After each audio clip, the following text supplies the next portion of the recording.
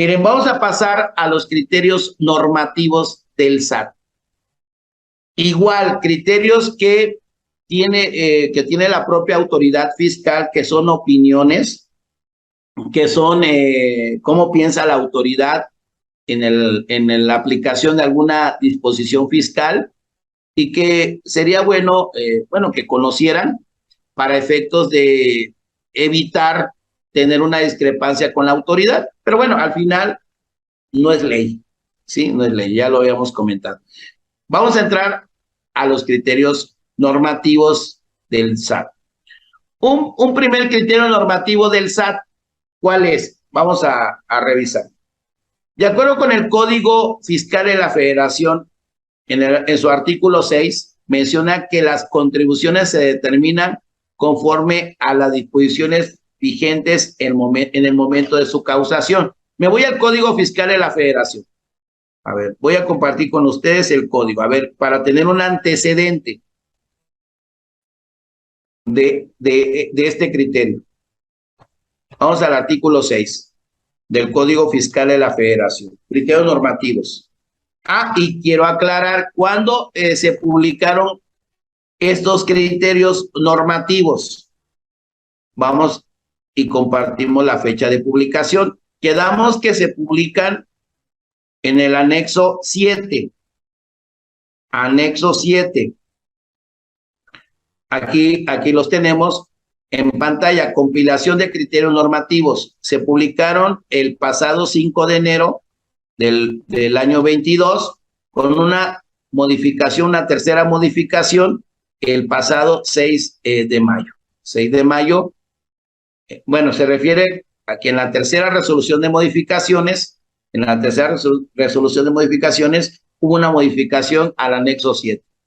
Estos criterios, aquí los tenemos, ahí está, y de acuerdo a los fundamentos legales, 33, penúltimo párrafo, y 35 del código, en relación a la regla 1.9. Ya antes, esta regla y las disposiciones fiscales antes analizadas, ¿verdad? Bueno, vamos a revisar. Entonces, ¿qué dice el Código Fiscal de la Federación? En su artículo 6. Aquí está en pantalla. Y dice: las contribuciones se causan conforme se realizan las situaciones jurídicas. Aquí está, dice, se causan conforme se realizan las situaciones jurídicas o de hecho previstas en la ley fiscal vigente durante el lapso en que ocurra. Qué bueno que lo aclara. Y esto lo menciono porque, y a eso vamos, a la pérdida. Dice, las contribuciones se van a causar conforme a las situaciones jurídicas o de hecho prevista en la ley fiscal vigente durante el lapso en que ocurra, porque puede ser que ahorita yo quiera determinar, por ejemplo, una utilidad fiscal del año 2016, yo no voy a aplicar disposición vigente del año 22. Yo me tengo que ir a determinar esa utilidad fiscal con base a las normas tributarias que estuvieron vigentes en el año 2016. Eso es lo que está diciendo. Ejemplo, ingreso, lo que decía en el 2016. Deducción, ¿cuáles eran los requisitos? Lo que decía el 2016. Yo no puedo decir, voy a aplicar lo que dice el 2022. Claro que no. No, claro que no, porque yo tengo que remitirme a ese año. Eso es lo que, así para dejarlo claro. Y bueno, que seguimos con el criterio. ¿A qué se refiere? Entonces, las disposiciones que establecen el derecho a un crédito o a un acreditamiento fiscal forman parte del mecanismo para determinar las contribuciones. Dado que la ley de renta establece la facultad de restar la pérdida, disminuir la pérdida de la utilidad fiscal a efecto de determinar el resultado fiscal, Igualmente, la de actualizar la pérdida, disposiciones relacionadas con el cálculo de dicha pérdida disminuible, inclusive su actualización, son normas que forman parte del mecanismo de la determinación y el proceso para integrar la base del impuesto. Lo que está diciendo es que la pérdida fiscal se va a determinar con base a las normas tributarias que estuvieron vigentes en ese año y no ahorita. Eso es lo que está diciendo este criterio del SAT. Entonces, esta es la aclaración. Básicamente, alguien me va a decir, oye, no debería, ¿no? Existir. Se sabe, ¿no? Bueno, hay personas que tienen la duda. Oye, es que voy a poner un caso, un ejemplo. Reforma fiscal de este año, 2022. Hay una deducción que son créditos incobrables, más de 30,000 unidades de inversión. La notoria imposibilidad práctica de cobro. Hay un crédito incobrable mayor a 30,000 UDIs. Uno de los requisitos es que se tiene que obtener resolución definitiva, ¿verdad? Una resolución definitiva. Está en pantalla, lo voy a compartir con ustedes para efecto de dar el ejemplo. ¿A qué se refiere ese criterio del SAT? Si yo me voy al artículo 27 de renta, este sería una ley de renta vigente para 2022, la que estoy proyectando en pantalla.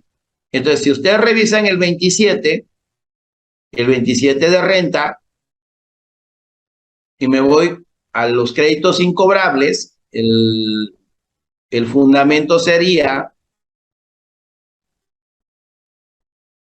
aquí está, 15º, el segundo párrafo, la fracción, el inciso B, me dice que el acreedor debe obtener resolución definitiva emitida por la autoridad competente.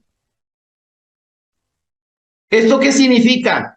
Que actualmente así me lo pide para créditos fiscales, para créditos incobrables contratados a partir de este año. Pero, ¿qué pasaría en su momento en 2016, año 2016, 2017? Yo tenía créditos incobrables. ¿Sí? Oye, y se demandó, aclaro, en su momento se demandó, en ese año se demandó, pero no, a la fecha no tengo resolución definitiva. No tengo resolución al día de hoy, 2022, no pasa nada. Sigue siendo deducción autorizada en el año 2016 o 2017, ese crédito incobrable. A pesar de que no tengo resolución definitiva, en su momento los créditos incobrables mayor a 30,000 UDIs, con la pura demanda era totalmente deducible. Se acabó. No te pedía el requisito de resolución definitiva por una autoridad competente. Actualmente sí, pero no me aplicaría esta norma. Esa norma aplicaría a partir de este año, 2022. Yo estoy en 2016, yo estoy en 2017, así que si actualmente no hay una resolución definitiva por la autoridad competente, sigue siendo deducción autorizada. ¿Y a qué quiero llegar? Que dice el criterio, es deducción autorizada en 2016 o en su caso 2017, y esto que me está generando una pérdida fiscal. ¿Es válida? Claro que sí. Entonces, este criterio normativo yo lo veo positivo, y lo que está haciendo la autoridad simplemente es aplicar el código, simplemente. Pero bueno, es una aclaración. Si no lo vean así como que yo ya lo sabía, no sé cuál es la relevancia, pues es que al final, qué bueno que comparte el mismo criterio, ¿verdad? Que tiene el código que tengo yo. O sea, compartimos el mismo criterio. Estamos de acuerdo, ¿no? Que son normas, en este caso se causan conforme se realizan las situaciones jurídicas o de hecho previstas en las leyes vigentes durante el lapso en que ocurra. Ahí está. Por eso es que la aclaración. Bueno, vamos con otro criterio normativo del SAT que me parece interesante, que es en cuanto a la discrepancia fiscal. 12 diagonal CFF diagonal N. Ahí en todos los criterios que hemos visto arriba está la referencia para que lo revisen con calma y ahí está el sustento legal. Bueno, aquí simplemente es una otra aclaración en cuanto al tema de la discrepancia fiscal, porque hay que aclarar que en una discrepancia fiscal en términos del 91 de la ley de renta, aclaro, aquí en pantalla está el tema de la discrepancia y solamente aplica para personas físicas, ¿verdad? Aquí está fundamentado a físicas, no a personas morales, el tema de la discrepancia. Podrá ser objeto de discrepancia cuando se compruebe que el monto de las erogaciones en un año de calendario sea superior al ingreso declarado por el contribuyente o bien a los que le hubiere correspondido declarar. Entonces, básicamente, lo que te dice en el ámbito, ¿verdad? En la práctica, gastar más de lo que se gana. Eso es lo que muchos así se les explica al empresario. Pero bueno, en el artículo 91 dice mayor erogaciones en un año de calendario y estas son superiores a los ingresos que declaraste, esto te puede dar una discrepancia. ¿Cuál es el tema? Que la propia disposición menciona el procedimiento. El artículo 91 menciona el procedimiento que va a seguir la autoridad. Entonces te notifican esa discrepancia fiscal. Aquí está. El monto de las erogaciones detectadas. Es impresionante ya la herramienta tecnológica.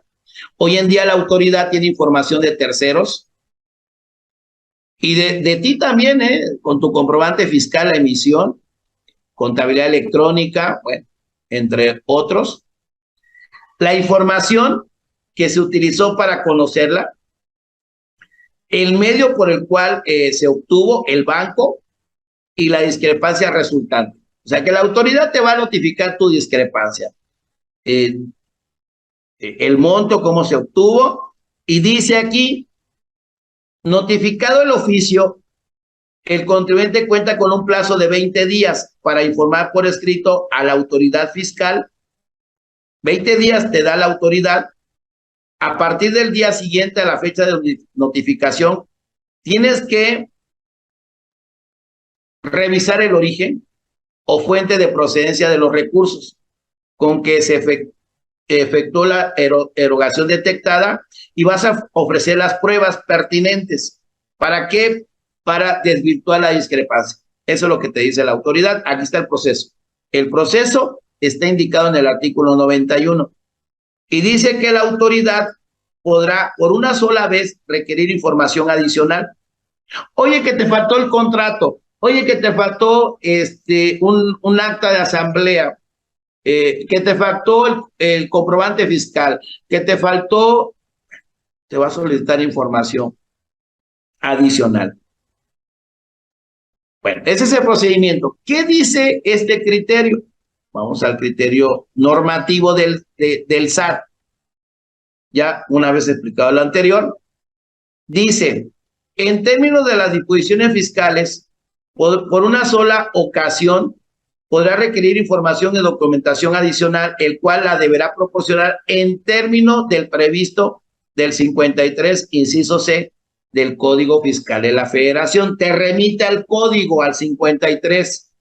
De la interpretación armónica de las disposiciones legales antes señaladas, se desprende que con independencia del oficio que se entregue en términos del párrafo anterior, cuando las autoridades detecten la omisión en una visita, se deberá levantar un acta parcial en donde se haga constar la entrega de dicho documento. O sea, básicamente adicionar adicional al proceso que marca en la ley de renta en su artículo 91, dice que con independencia del oficio de entrega en términos del párrafo anterior, la autoridad dice, y cuando las autoridades hayan detectado la omisión en una visita, dice, domiciliario, se deberá levantar un acta parcial en donde haga constar la entrega de dicho documento. En ese sentido, la entrega del oficio, a que hace referencia al 91, es independiente del levantamiento de la última acta parcial o del oficio de observaciones, documentos en los que se debe constar la entrega del oficio mencionado. Lo que está diciendo es que independiente al proceso, al procedimiento que viene en el 91, es independiente al levantamiento de la última acta parcial o del oficio de observaciones que lleve a cabo la autoridad. No lo indica el artículo 91, pero la autoridad lo llevará a cabo. Es simplemente un actuar de parte de la autoridad, un ejercicio de facultades de comprobación. También, básicamente, es una aclaración que está haciendo la autoridad como tal. Entonces, bueno, pues ahí está, no está de más que lo conozcan, ¿verdad? Vamos con otro tema, definiciones del saldo a favor y pago de lo indebido. Se ha discutido mucho si es lo mismo, si es igual. No. ¿Qué viene a ser este criterio normativo? Por la confusión que tienen algunos contribuyentes. A ver, no es lo mismo saldo a favor que pago de lo indebido. Entonces, pero la autoridad está obligada a devolver ambas cantidades, ya sea indebido o saldo a favor. La autoridad debe reintegrar esa cantidad, ¿verdad? Te lo tiene que regresar en declaraciones presentadas por el propio contribuyente. La primera sala de la Suprema Corte de Justicia de la Nación, la propia autoridad hace valer ese criterio de tribunal y dice, determinó que el pago de lo indebido se refiere a toda aquella cantidad que el contribuyente paga en exceso, montos que en lo particular no adeuda, o sea, pagó de más, pero que se dieron por haber pagado una cantidad mayor a la que impone la propia ley de la materia. Es decir, no me correspondía pagar y lo pagué. Ese es, pagué de más, como se conoce. Pagué en exceso, pero indebido. Yo tenía que pagar 100 y pagué 120. Pagué de más 20. Si queda claro, así está. Voy a ponerlo aquí en ley. Y eso es lo que está aclarando el propio criterio del SAT. Dice, a ver, ley de renta, el impuesto por ley, así, por ley yo debí pagar 100 por ley, porque así lo marca. Y resulta que pagué 120. ¿Qué va a pasar aquí? Que hay un exceso. Hay un exceso. Esto se llama pago indebido. Lo marco en rojito. Y esto se conoce pago indebido. Pagué de más. Debiendo pagar 100, pagué 120. Y esto sucede en la práctica. ¿Sí? Sucede en la práctica porque en ocasiones, por error, o en ocasiones no metí una deducción y me percato, oye, no metí esta deducción, métela. Y esto puede provocar un pago indebido, pague de más. Bueno, vamos con otro. El saldo a favor, ¿en qué consiste?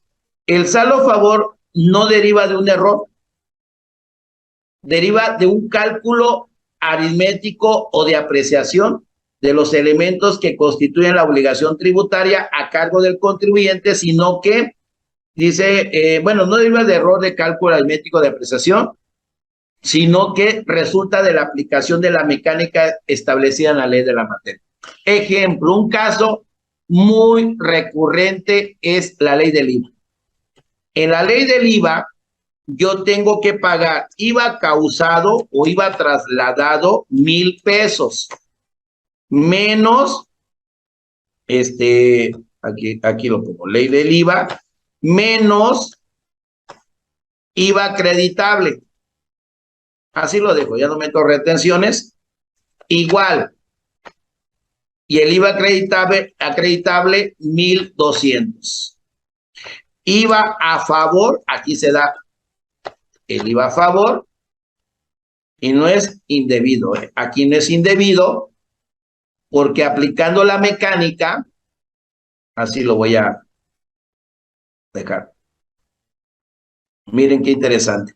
Aplicando la mecánica de ley, esto fue de acuerdo a ley, esto fue de acuerdo a ley. O sea, todo está con base a ley. El IVA que trasladé, el IVA que pagué a proveedores, que reúne requisitos y que fue superior al IVA causado, esto que deriva un IVA a favor.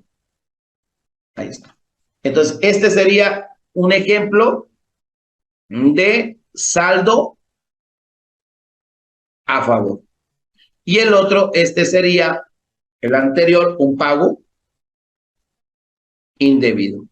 Ambos tengo derecho a que la autoridad me lo regrese. Me lo regrese. Y algo muy interesante, hay que revisar el tratamiento que tiene cada cantidad.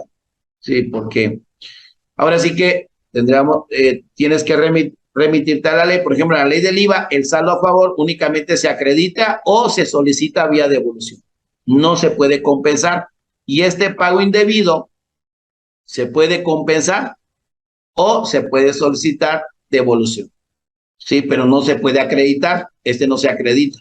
Únicamente el pago indebido se compensa o se solicita devolución.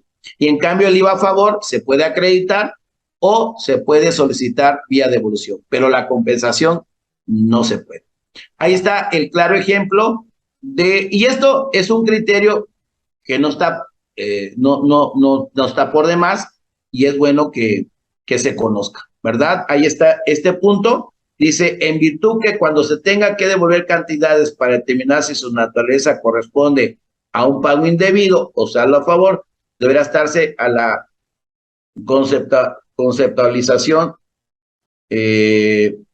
emitida por la primera sala de la Suprema Corte de Justicia de la Nación. Sin embargo, cuando la devolución sea consecuencia del incumplimiento de una sentencia del Poder Judicial Federal o del Tribunal Federal de Justicia Administrativa, la autoridad deberá atender a los señalamientos precisados en la propia sentencia respecto a la naturaleza de la cantidad a devolver. Bueno, ya es una precisión, pero importante conocer. A ver, vamos con criterio normativo del SAT en cuanto a ISR. Este artículo, este criterio normativo, el 5 diagonal ISRN, nos menciona el orden en que se efectuará el acreditamiento del ISR que se pague en el extranjero. La verdad, les digo algo, este tema yo le pongo mucha importancia, que yo le llamo prelación. Yo le llamo prelación. ¿Qué va primero para poder acreditar, para tener derecho a los acreditamientos? Nosotros en materia fiscal tenemos derecho a los acreditamientos. Uno de los acreditamientos más comunes son los provisionales, las retenciones del sistema financiero, las retenciones de personas morales, entre otros. ¿Qué más? Estímulos fiscales. ¿Qué más? ISR que se paga en el extranjero. Dividendos, entre otros. Pero podemos aprovechar esos acreditamientos. ¿A qué se refiere este tema? ¿Y qué nos está aclarando este criterio? Ya lo comenté, tenemos derecho al acreditamiento. si yo reviso, miren, algo que yo tengo que analizar en la materia fiscal, lo voy a poner aquí,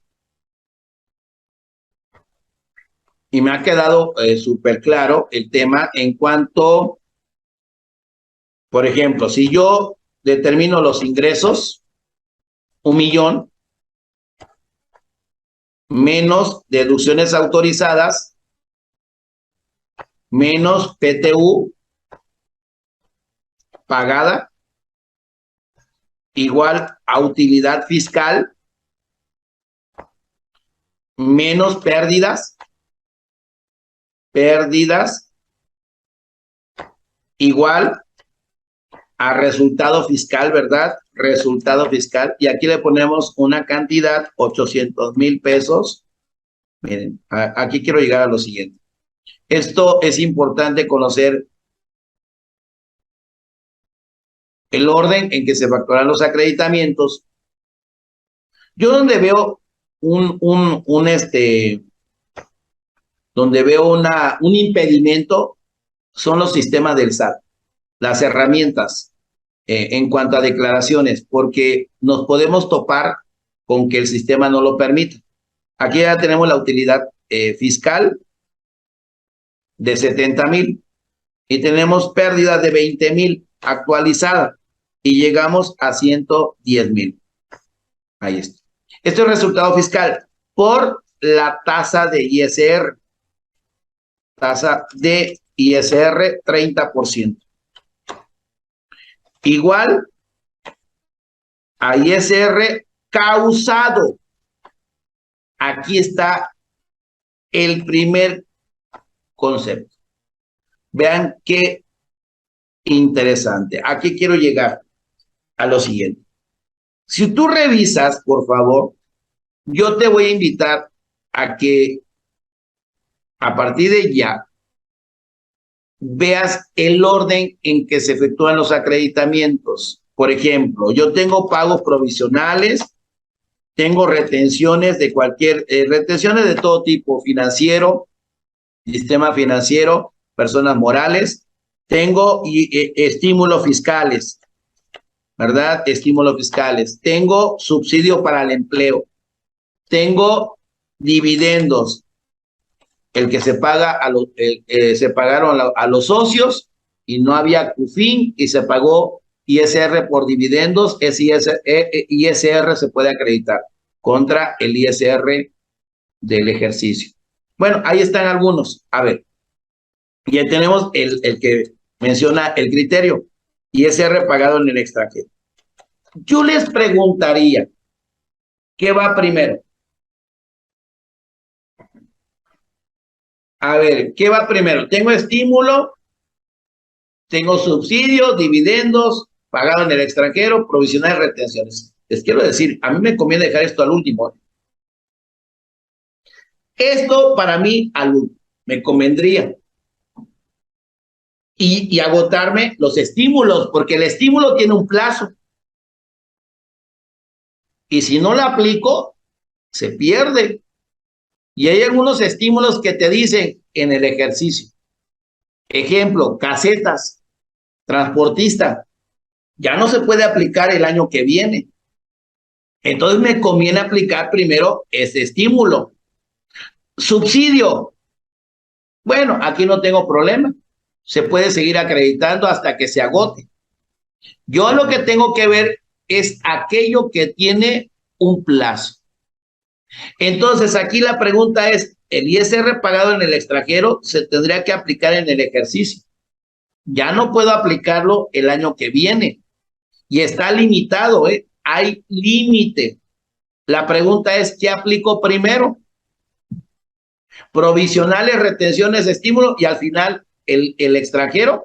Bueno, el criterio que nos dice, el criterio normativo refiere, dicha disposición no establece el orden en el cual se debe realizar el acreditamiento del ISR que se pagó en el extranjero.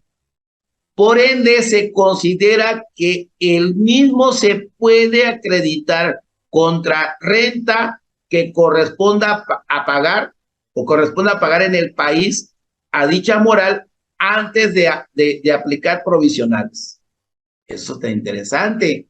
Es un criterio que me beneficia porque la autoridad me está dando oportunidad de que yo lo acredite antes de provisionales. ¿Eso qué significa? Que primero me voy con el pagado en el extranjero. Imagínate que aquí yo tenga 30,000, 33 lo voy a dejar, 33,000 pesos. Vean lo interesante. ¿Esto qué significa? Que fuera 33. Lógico, yo voy a aplicar 33 contra el ISR causado. Me da 0. 0. ¿Esto qué va a provocar? Que si tengo provisionales 20,000 o 20,000 o la cantidad que le quieran poner, la cantidad, vamos a ponerle 4,000 pesos y tengo retenciones 200 pesos.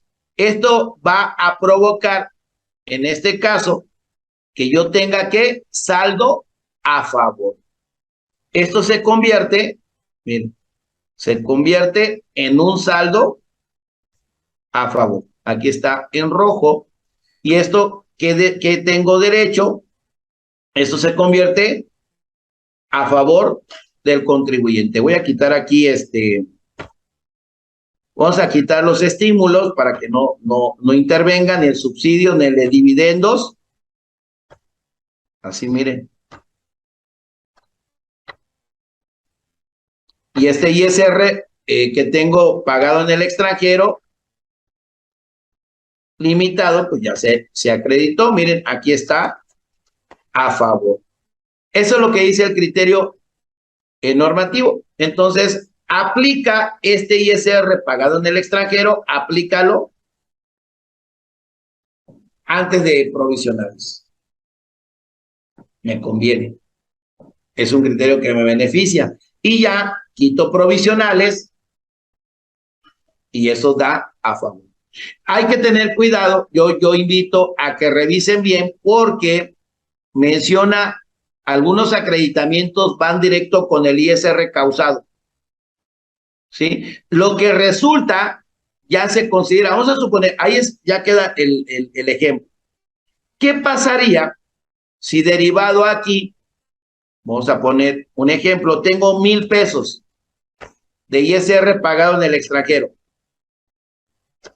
Pagado en el extranjero. ¿Qué es lo que dice el criterio? Tengo 32, pero en lugar de a favor tengo a pagar. Ya tengo cantidad a pagar. Vean cómo se convierte este término. Ya es a pagar. Ya no es causado. Contra esto, yo puedo llevarme el subsidio para el empleo porque dice que va contra el ISR a pagar. El ISR a cargo. Entonces aquí ya cambia porque no va contra el causado. Quiere decir que el subsidio yo no lo puedo aplicar antes de provisionales. Primero aplicaría provisional, retenciones y luego vendría final el subsidio. Esto se llama prelación. Esto lo marca la disposición fiscal para que lo consideren, por favor, que es el orden. Bueno, otro tema, otro criterio, devolución de cantidades realizada por la autoridad fiscal. Si se paga interés, se debe acumular.